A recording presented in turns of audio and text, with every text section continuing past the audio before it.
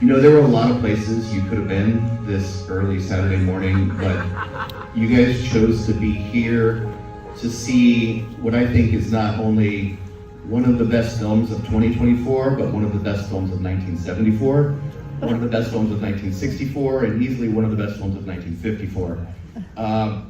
Let's bring some people out here. I got some questions, hopefully they got some answers. Please help me welcome to the stage production designer Judy Becker.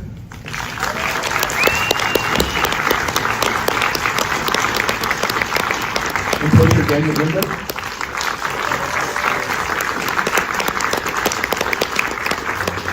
Writer Mona Passport.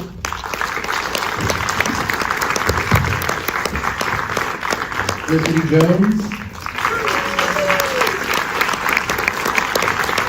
Adrien Brody.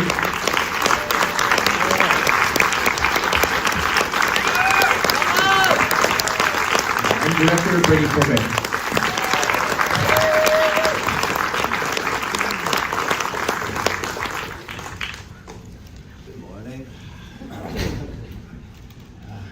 Congratulations.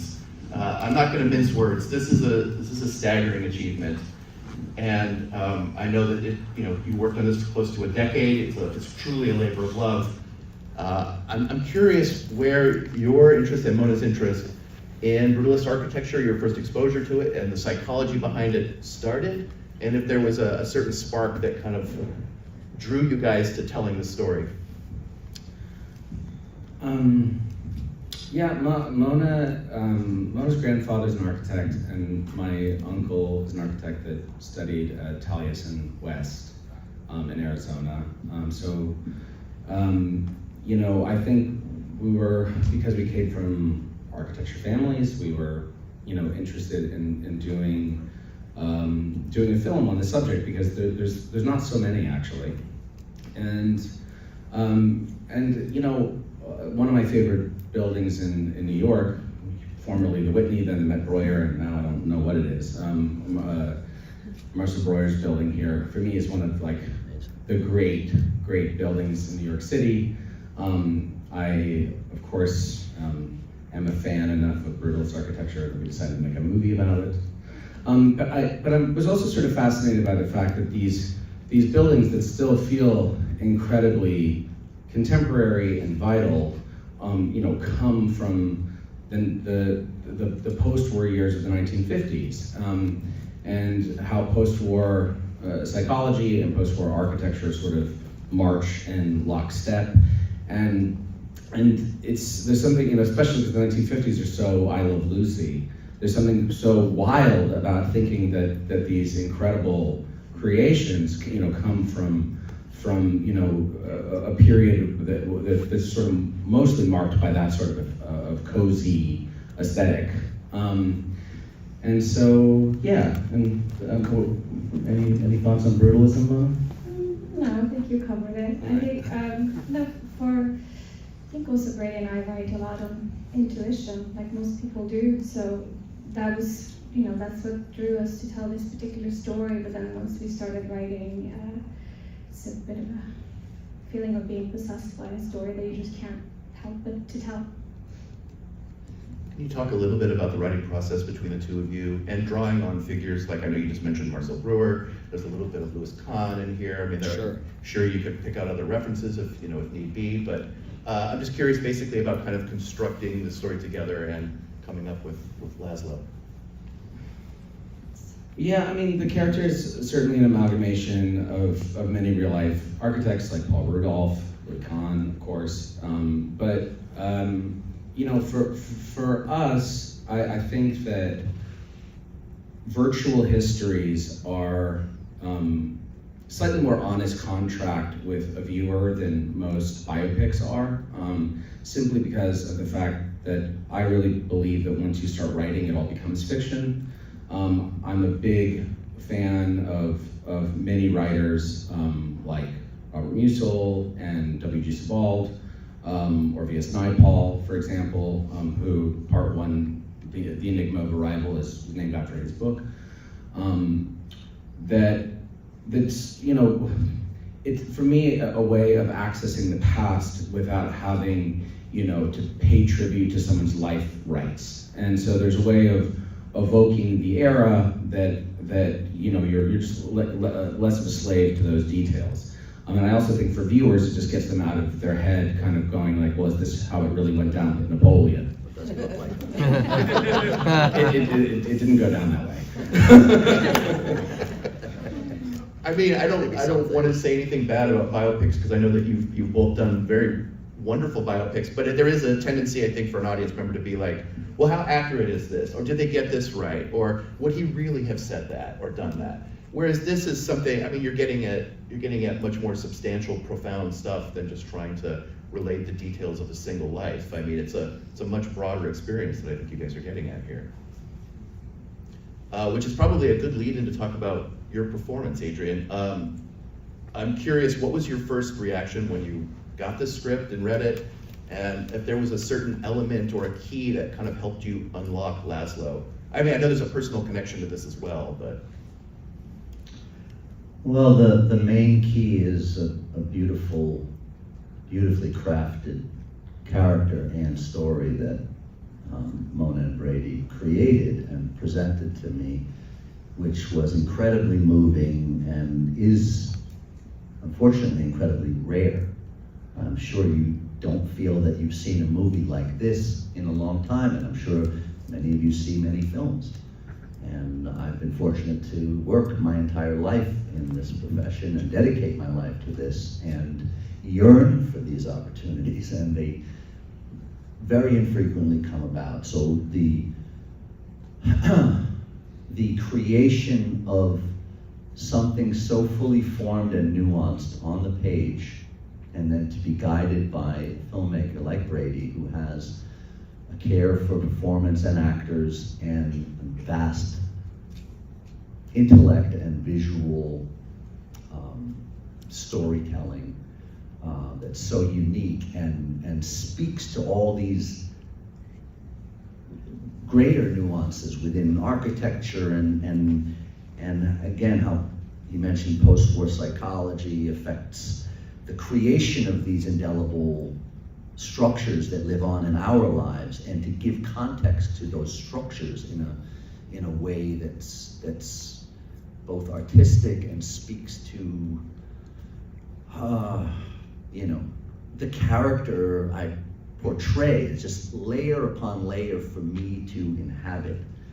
And then, as you mentioned, you know, I do have a personal connection to this, which I don't know if many of you know, but my mother is a Hungarian immigrant and is an artist and quite a successful photographer, a New York photographer, and her journey, and more importantly, the journey of her parents, my grandparents, was not dissimilar to this, where they were quite successful, and my grandmother spoke 5 languages, and both of my grandparents had wonderful jobs and beautiful home, and had to flee Budapest during the revolution in 1956.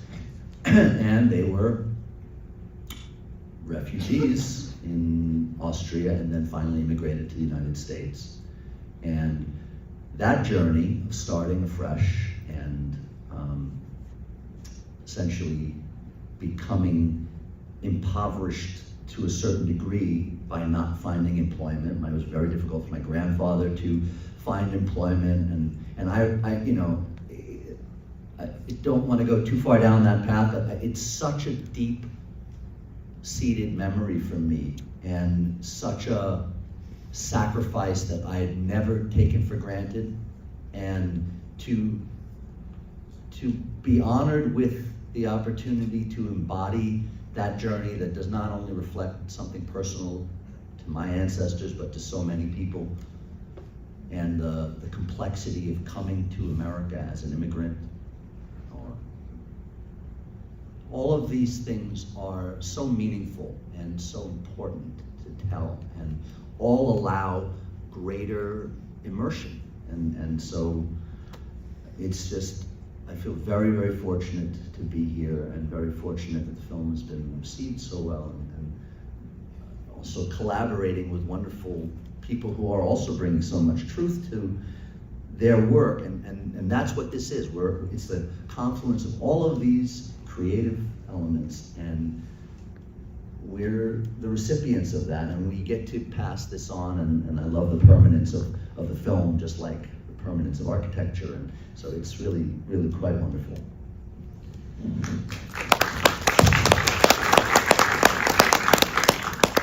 I had a lot of caffeine and I haven't had a lot of sleep. So sorry, he asked me a little question. We have to go now. I apologize. No sleep, a lot of caffeine. That was 10 out of 10, no notes. That was the perfect answer. What else do you have there? Felicity, I want to ask the same question of you. Just the first reaction to the script and finding your way into Urja Bay. And then you could both talk a little bit about establishing this relationship. I mean, their marriage, their coupling hangs over the first half of this film, and then when you finally meet her and you get to see them together as they kind of try to reconnect after this long absence, it's fascinating to watch that unfold on screen. I'm very curious about the process. Yeah, I mean, Algebet is only going in one direction in her mind, which is forwards and hopefully upwards. She's an absolute pragmatist, and I'm prepared to make what they have work under any circumstances. So that always felt the root of her character in many ways, is her optimism. But for her, underpinning everything is this love that she has for Laszlo and for her niece, and that is in many ways her guiding lamp, which you feel has got her through many difficult experiences. But in terms of the script, I don't think it even changed from when I first read it to performing it. I mean, that never happens. On most things, it's so annoying. You're given like new pages, new sides the night before, which absolutely drives me bonkers, because you can't immerse yourself in something. You can't meditate on something, which is what is so key, particularly for something like this. So from the moment that I read it, I just thought, wow, as Adrien said, this is such a rare thing for something to be so excellent. What sort of research and prep the two of you do for this? You both learned Hungarian, right?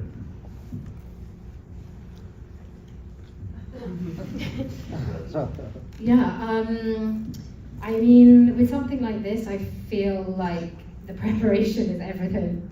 It felt very much, and with Brady's guidance, that a lot of the it's almost like a building. You kind of want to gradually create something with time, and so having the time to work on Hungarian, to work on an amazing dialect coach, Tanara Marshall, and she worked on Hungarian with us. On the dialect over many weeks, and so it's kind of drip process. I don't know. I mean, in terms of just gradually understanding who this person is and how you're going to play them.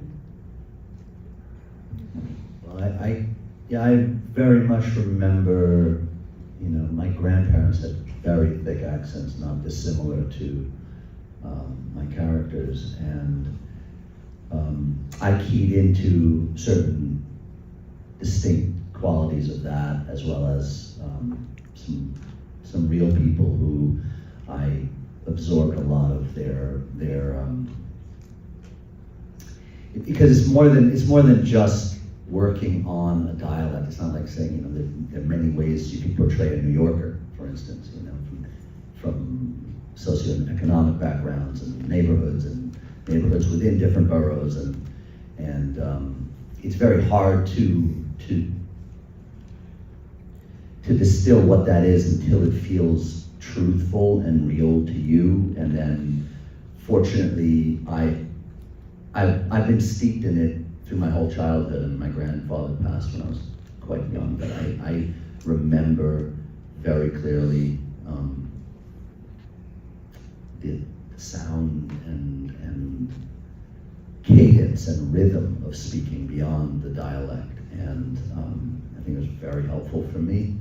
And also, which was a wonderful luxury, it was a bit of pressure, but we shot in Budapest, even though we shot Budapest for Pennsylvania. But I think that was very helpful because I was surrounded by Hungarian crew speaking, English. And so I both had to kind of live up to a certain standard to not,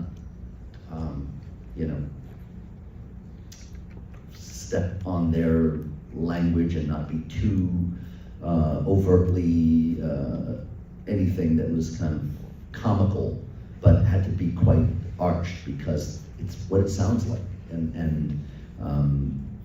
But in speaking with people every day, I could kind of live with it, and that really, I think, helped. I lived there, spoke to people, heard the accent all day for the months we were working, so that was helpful. It's a very lived-in performance, and I imagine you would have achieved that even if you guys hadn't been shooting in Budapest and you'd be surrounded by people, Hungarian crew members speaking English. But it really does feel like there's just this incredible sense of a cultural permeation, I guess, for lack of a better term. I mean, again, it's baked in. Yeah. It's baked in. It's also baked into. I'm older and I've lived a lot and I've traveled a lot and I've had an opportunity to infuse all of that, even work that I've done in the past and other characters. There is stuff there that lives on, and it has to come through in the characters you portray, and then actors need a visionary director to give them the space and to tell the story in a space to give a capacity for that form of expression to come alive. And that's how you get all of that lived-in feel, because it's been living within Brady and Mona for a decade, and all of their creativity and sensitivity to creativity is within the page, and then within the storytelling, and within Daniel's work in the music and the musical storytelling, and how it's all a foundation. It's one thing builds another, and so that we end up creating the same finished piece with the same objectives, and that's how you occasionally can create something of this magnitude because of that, and with modest means, by the way. I mean, this man has really created this movie with far less than you could imagine. I'm really in awe of it, so I'm really in awe. I'm glad you brought up Daniel's work, because I think this score is actually, it's absolutely extraordinary. I know you've described it as kind of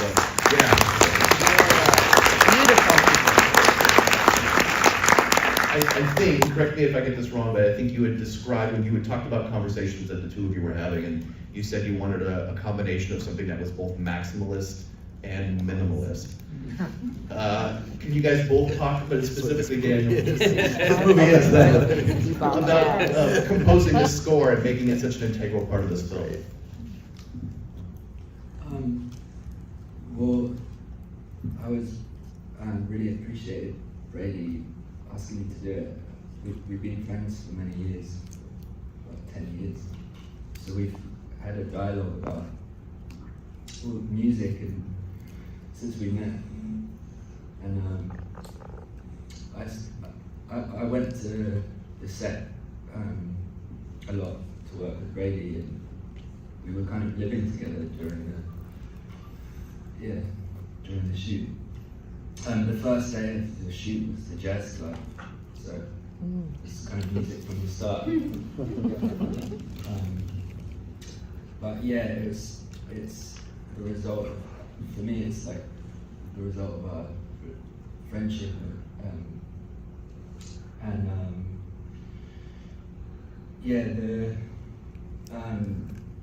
the scope of it was quite big because of the script, obviously. But one of the first musicians we thought of was John Tilbury. He was 88 when he recorded. Well, he's still 88. But when we recorded together for this, and that was someone that came to mind as soon as I read the script. He does beautiful. I mean, he's one of my favorite artists of all time. His kind of, I guess that's maybe some of the minimalist stuff you're referring to. And then there's that kind of bigger, like lots of brass and maybe you can talk about that quote more. No, I mean, I think that basically the thing is that for about 90% of the film, the building remains uncompleted and unrealized, and the whole movie is about that. You know, you're waiting on the airship to arrive, you're waiting for this building to be constructed. Brutalism for me, part of what it really, the appeal is specifically for me, is its radical commitment to both minimalism and maximalism. I mean, I don't like personally anything in between in any medium. And you know, I had no interest in doing a score where someone like fell asleep at the synths, and Daniel and I just, you know, Daniel did the score for Mona's last film, The World to Come, and you know, we've all been working, and we also just made a musical together that Mona directed over the summer. That'll be out next year. But you know, we're like family, and you know, like Daniel is an extension of our family. My daughter is 10 years old. He's known her since she was an infant, and the conversations are just, you know, we're close because we have so much in common and some similar sensibilities, and so yeah, it was a very organic, very natural process working on it. It is really extraordinary and like worth noting that there's 100 minutes of score in the film, and it was like the film itself. I mean, Daniel's budget was like zilch, as was Judy's, to design a film about design, and then, you know, I mean, you know, every single, you know, thing, you know, whether it's like, okay, well, you know, for close-ups it can be leather, you know, for ultra wides it can be pleather. You know, there was like every single detail had to be accounted for. It was like, we can do the ceiling, but we can't do the floor, or we can do the right wall, but not the left wall. And, you know, I think that I like those limitations personally. Like, I would have liked to have a little bit more money for this film, but not tens of millions of dollars more. Like, I would have liked to have an additional $1 or $2 million, which would have made it a lot less painful and uncomfortable to make.